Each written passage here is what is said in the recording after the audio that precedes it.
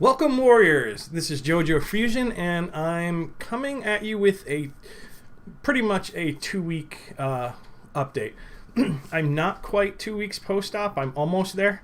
I did have my 2-week post-op doctor appointment yesterday, and so far everything with that's going good. But the first thing I'm going to get into, because in this video I'm in the title I said I would show you my current range of motion. Surgeon says I can move my head around a little bit, slow, controlled movements, not too much, but I can do it here and there to loosen up the muscles so that in a few weeks when I go into PT, I'm not like Frankenstein.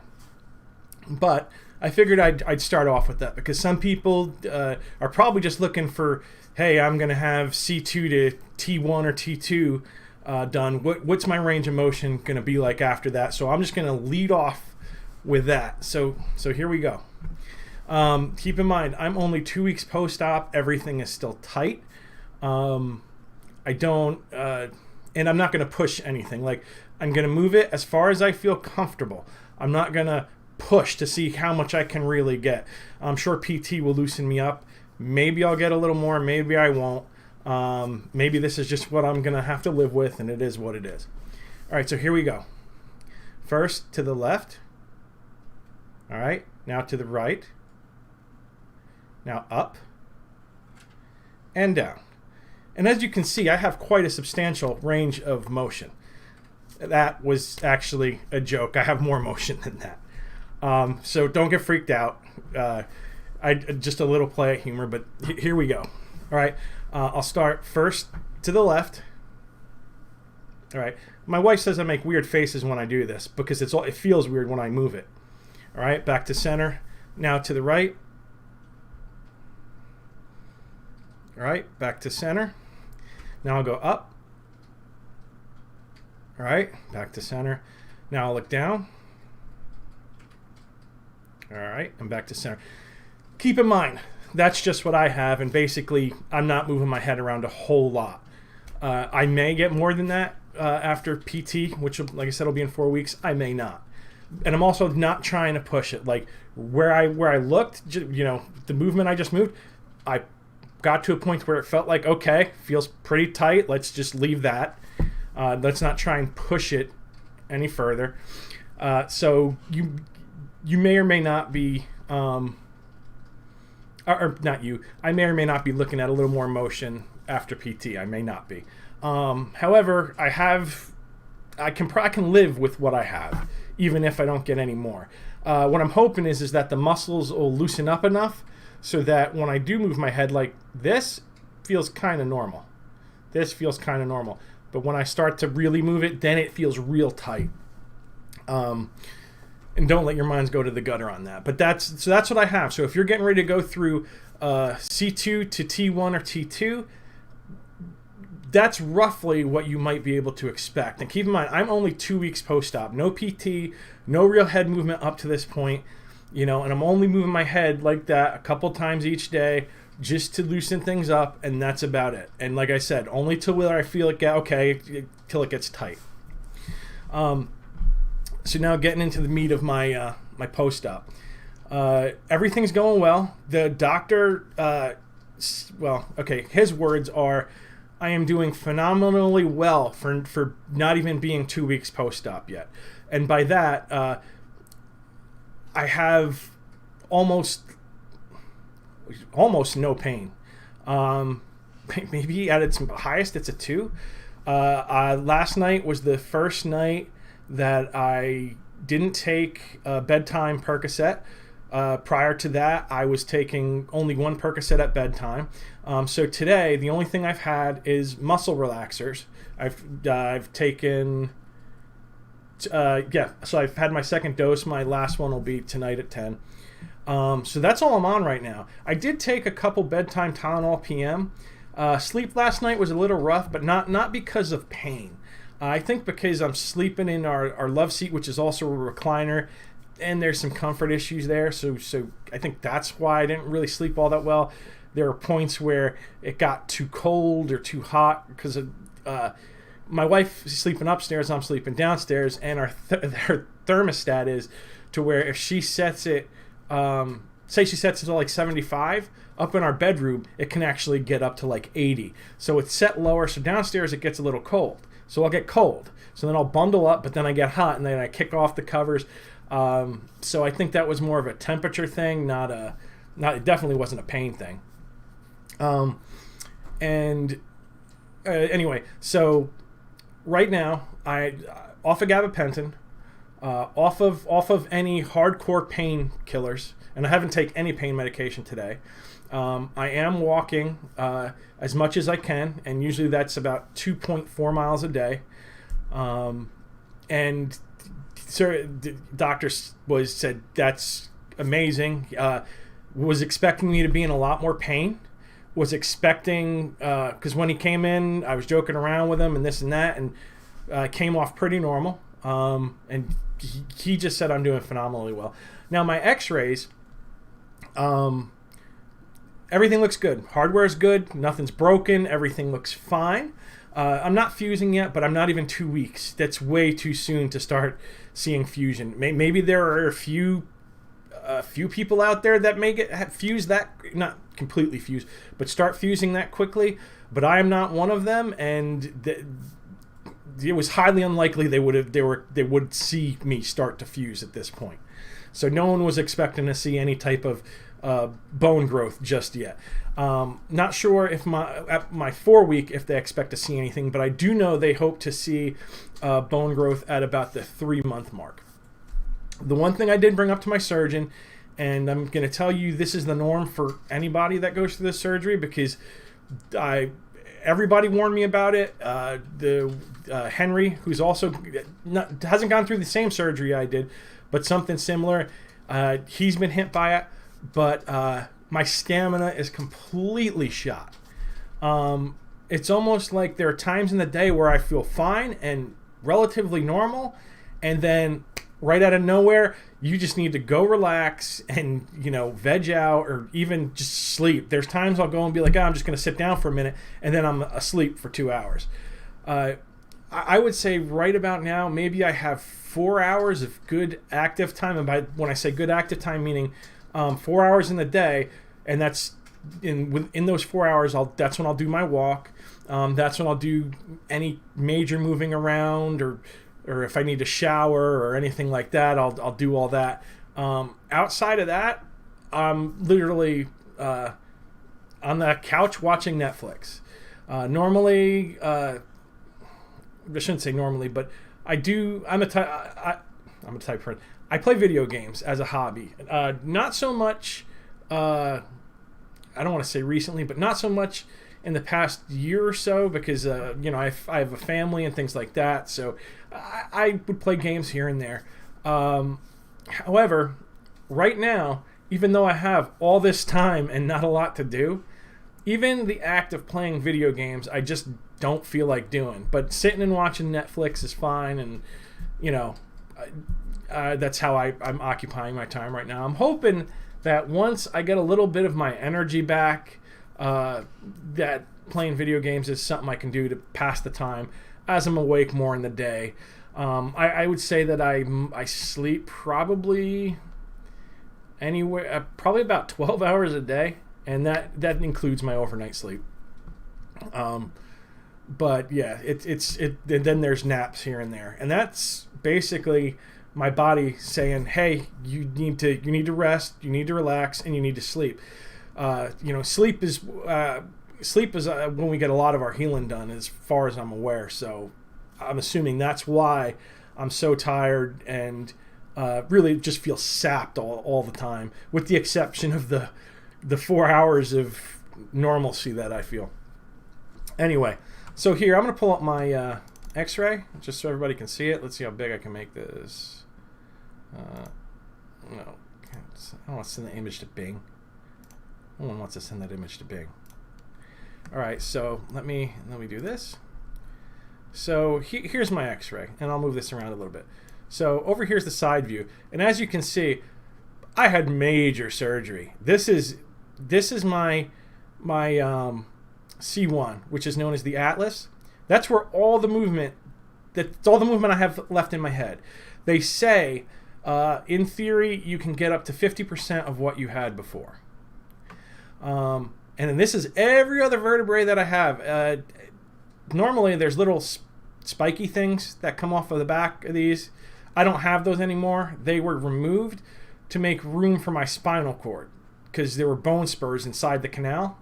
So they removed it. So now there's kind of a hole running down here, running down my spinal canal, so that the cord has room and nothing is pinching it. But you can see I have 2 rods and a bunch of screws. And then also in the front, I have 2 little, I think they're called peak cages. I'm not 100% sure. And then a little plate here. And this is my C5667. So they did some front work, and then the rest was all done in the back, and I've got bone graft and stuff like that. And let me see if I can move this over. I want to, maybe if I do it this way.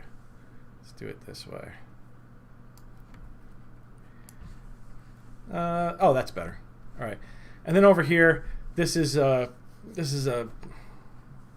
don't know if it's a front or a back view, but it doesn't matter. I might be able to actually even zoom now. Okay, so I can zoom, and then can I, yeah, there we go. So you can see I am fused all the way from my C2 to my T1. And you can see the plate, you can see the 2 little cages. I don't know if you guys can make these out, all these little white squiggly things. Those were my staples. They're out now. They took all those out yesterday. So those are out, but this is me. This is what I have inside me right now. So that's that. I'm comfortable, and I was talking with my wife, that even if that little bit of motion that you saw me with, even if that's all I have left and I don't get any more, I'm actually fine with that. The whole one thing I'm hoping is that as the muscles loosen up, everything gets loose to where it feels like normal motion, and it's not just like whenever I look that way, it's just this tight, you know. So as long as the head movement unstiffens, I'm fine with what's left. I think I can definitely live with that. So, and I am able to get into my car without a problem. I tried that, both the passenger and the driver's side, and even with the collar on, because I did this with the collar on, I can still manage to check my blind spots by moving out my torso and things like that. So driving should be okay. The only thing still pending on my car is I'm going to need a backup camera. I tried, well, I shouldn't say. A friend of mine helped me install one, and then that camera ended up being faulty, and it was a pain in the ass to try and install it to begin with. But yeah, so I'm going to have to figure that out and get some kind of backup camera, because there is no way I'm going to be able to turn and look out of the back of the car, or out of the back window. However, I've never been one to do that. Whenever I back up, other than checking of my blind spots, which requires neck movement, when I back up, I use my rear view mirror. And that could be because when I was growing up, the minute I got my driver's license, I helped my dad as a plumber's apprentice, and I had to drive a utility body truck or a van. Well, those they had solid doors, or between you and the back of it there was a metal plate or something. So there was no looking behind you. You just used your blind spot mirrors. So you didn't even use rear view mirrors. So I got real used to not having to turn around to look at stuff. And the fact that my current car is to where I have a rear view mirror, that's more than I actually need to drive, I feel. As long as I have decent blind spot mirrors. And I think mine work pretty well. So that's probably a good thing, that when I was a kid, that right when I started driving these vans and utility body trucks that they had no way, there was no rear view that you could check, because that taught me to drive in a way that I don't depend on needing to do any of that. You just have to be careful. So that's good. So I should be able to drive is what I'm getting at. And you're probably seeing this peek through my shirt here. That is the scar. That's from the front. That's from this little front piece front work that they did. And that's a scar, and that's not looking too bad. And as you can see, for the most part, a t-shirt will cover it up. I mean, I guess not if I'm wearing it. It'll eventually come down and you'll see it. But it'll be a scar. It'll be there. Hopefully it'll fade a little bit. But if not, I don't care. It's not that big a deal. Not to me. And I don't care if people look. But the other thing, I'll bring up this. So this is a picture of it yesterday. And that is, let's see. Can I do the same thing I did? Well, let's try this, and then let me move it over. It didn't work. But here it is. This is, that's it. I don't know how well that's showing up, but it doesn't look too bad. Is what it is. Now, this other one, which, this is the son of a bitch. That's on the back. And my wife took a picture and showed me the picture. This is after all the staples are removed, so everything's agitated and all pissed off. And the surgeon said, yeah, that incision looks great. And then I saw the picture and I was like, are we looking at the same thing? I mean, because to me, that's gnarly. Now, keep in mind it's 2 weeks post-op.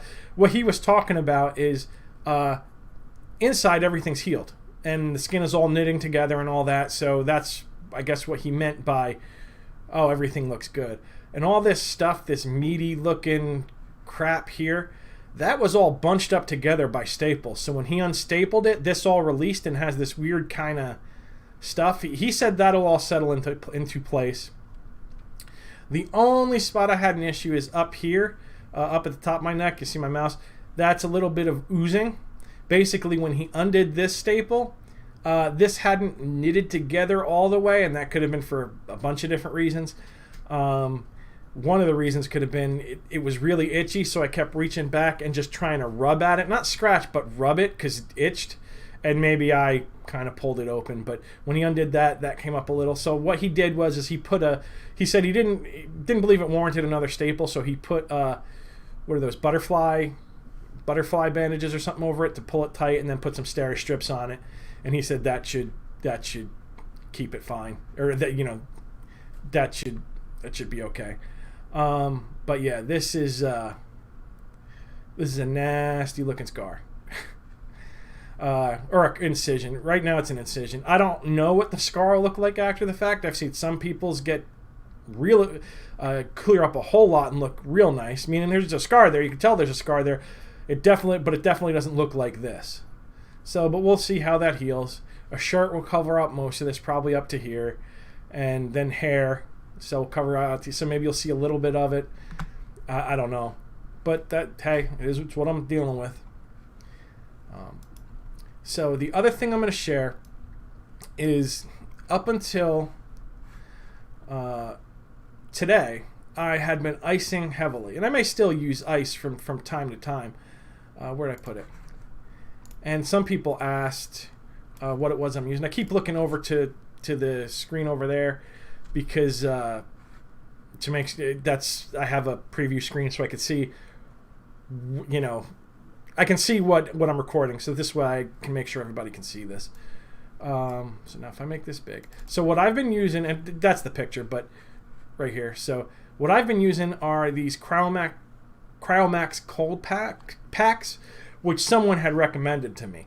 And I'll tell you that, like, right when I got home up until, actually, I'll still probably even continue to use them now.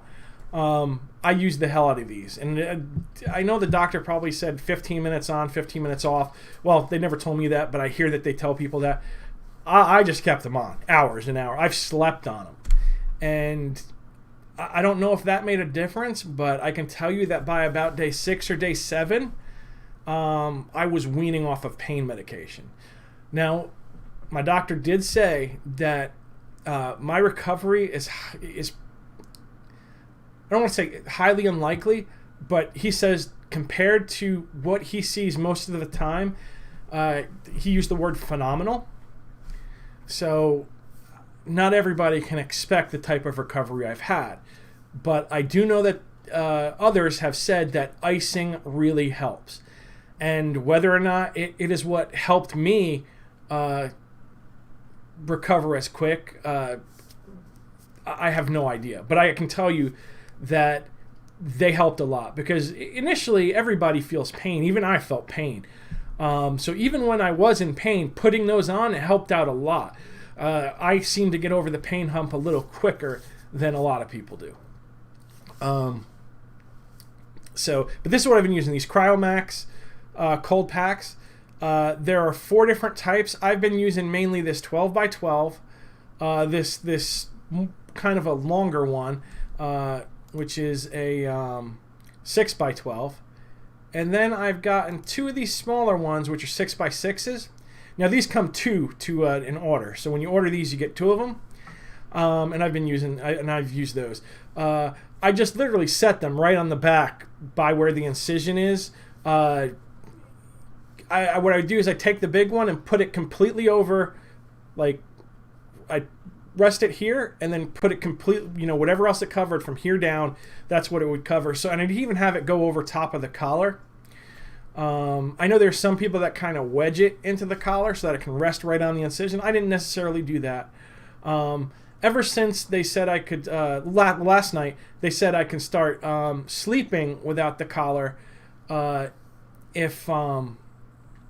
as long as my head stays, I'm not doing any crazy stuff in my sleep. And being I'm sleeping in the recliner, my head motion is pretty much restricted. There's not a whole lot of movement. I can't toss and turn on my side in that recliner.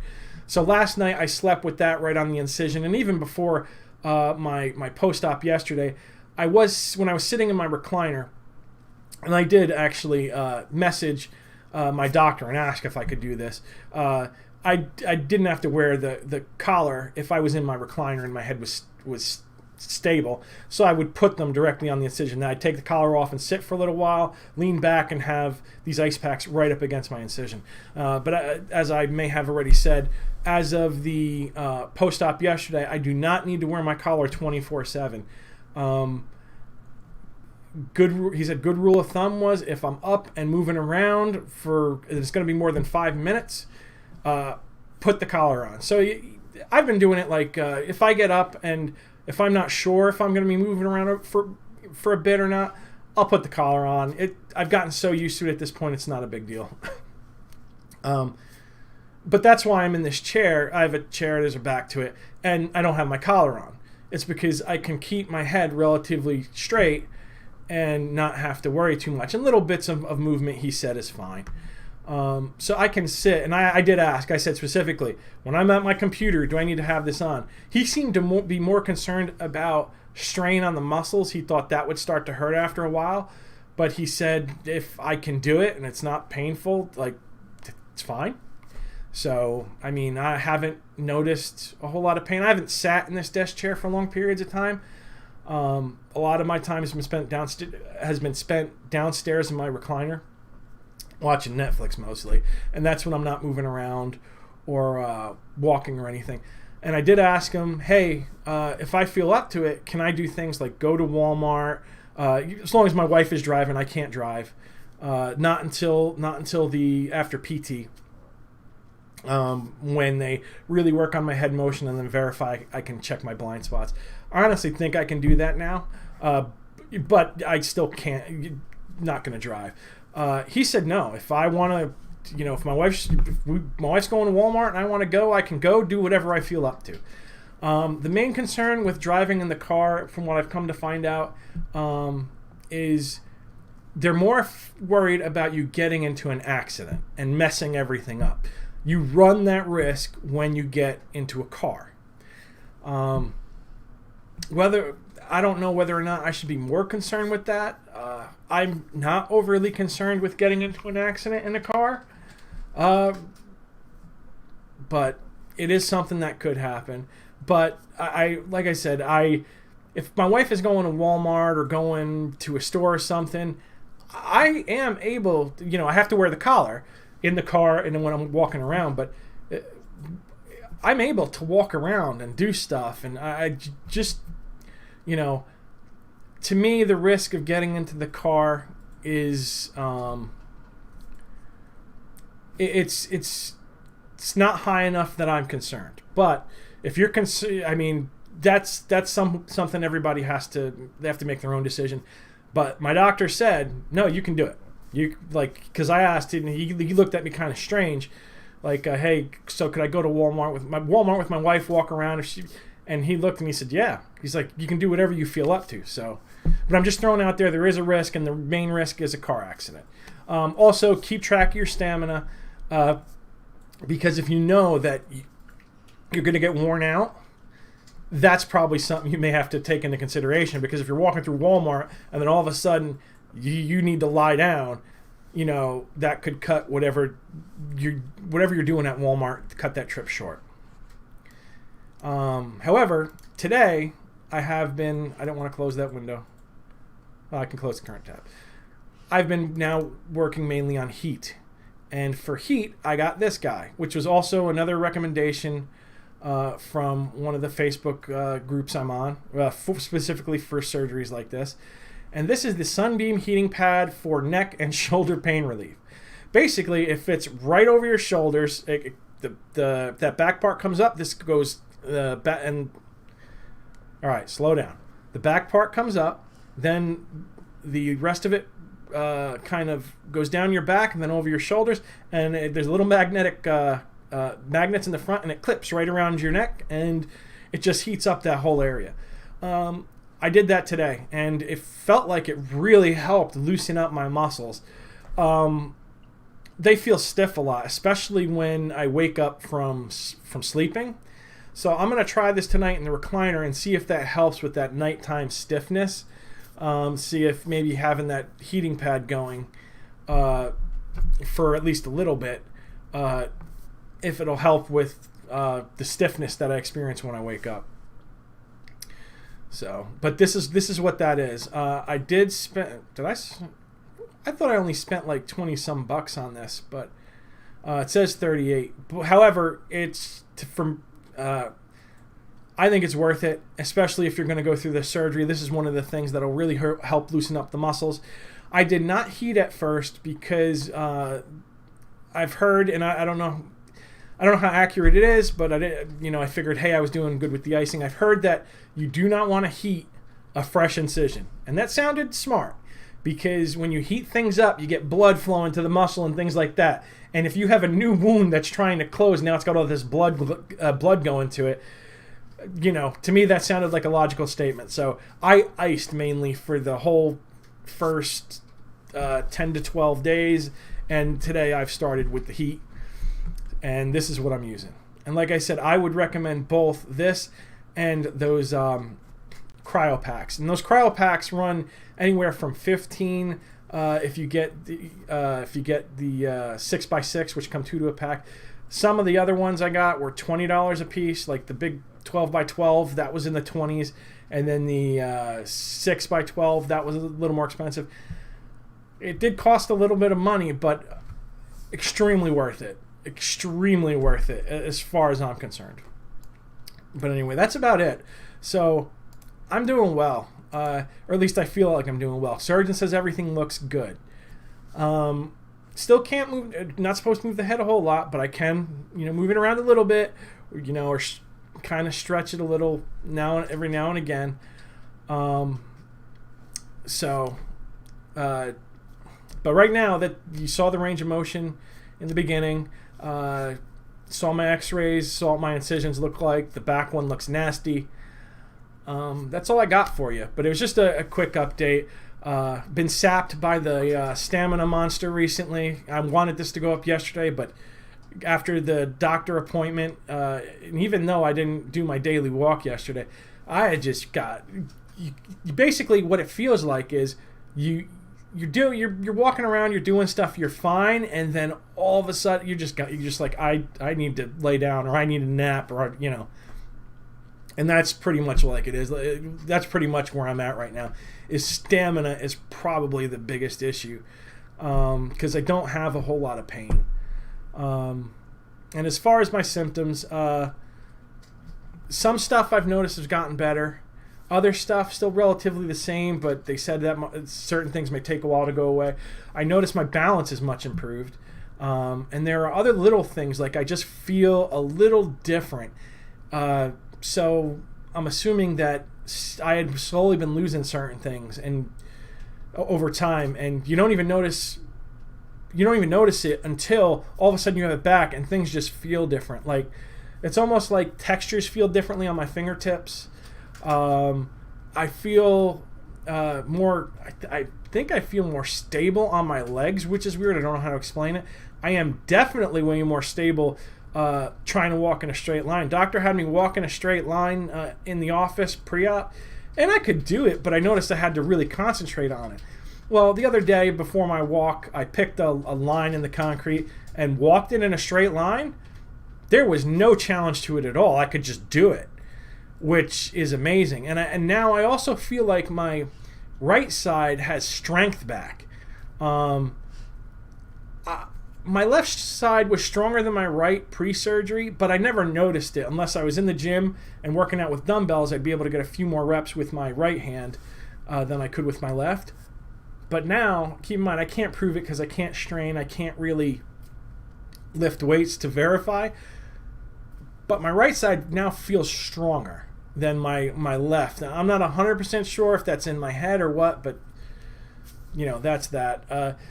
It feels like some of the issues, like I had muscle twitches and things, those still come and go.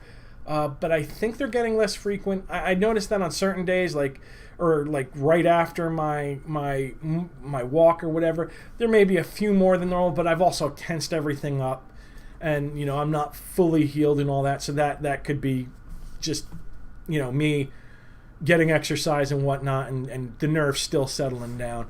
But other than that, I'm gonna cut it here because it's already 30 minutes. I always intend for these things to be shorter than they are. Sorry. But anyway, so I'm JoeJoe Fusion telling you don't have to be the best warrior, just be the best warrior that you can be.